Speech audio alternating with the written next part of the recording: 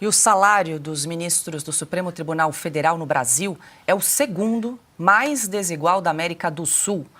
A remuneração mensal de R$ 44 mil dos magistrados representa uma diferença de 2.281% em relação à média nacional de rendimentos do brasileiro.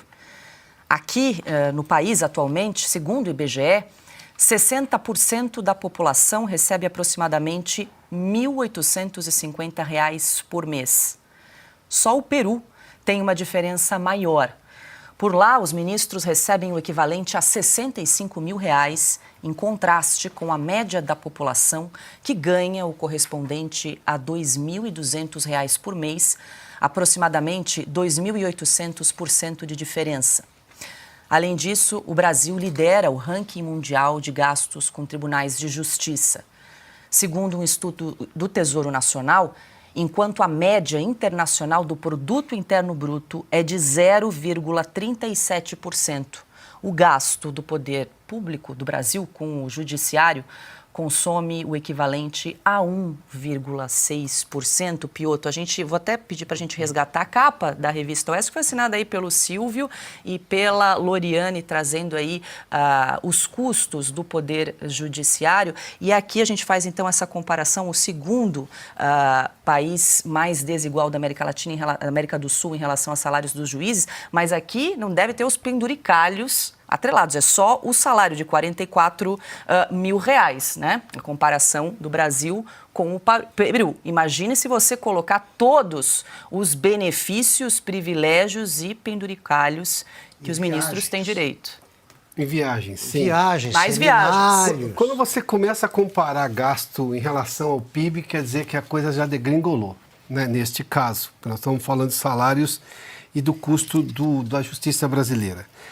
Tem uma diferença entre legalidade e moralidade. Lamentavelmente, pela lei brasileira, isso é legal.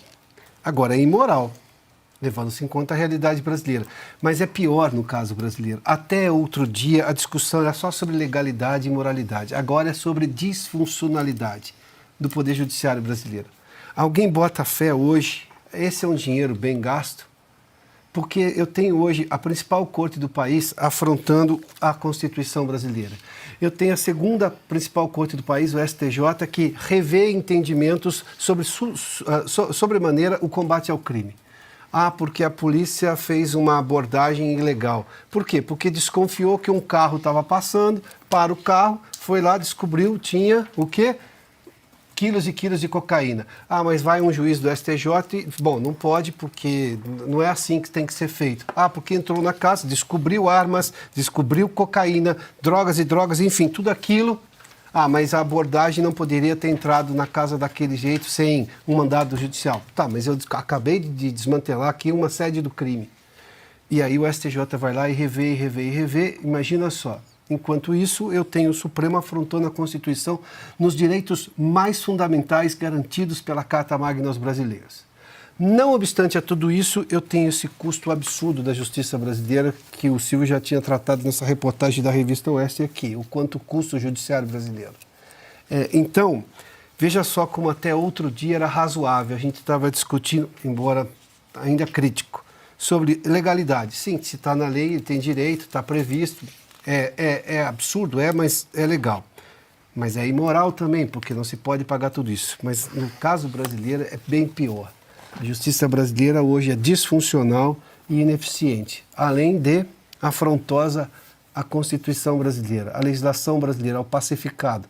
A justiça brasileira não respeita nem a própria jurisprudência, como citei aqui, vou citar todas as vezes o caso dessa menina, a Débora dos Santos, que é mãe, tem filhos abaixo de 12 anos, mulheres condenadas por tráfico ou que respondem por tráfico têm o direito à prisão domiciliar.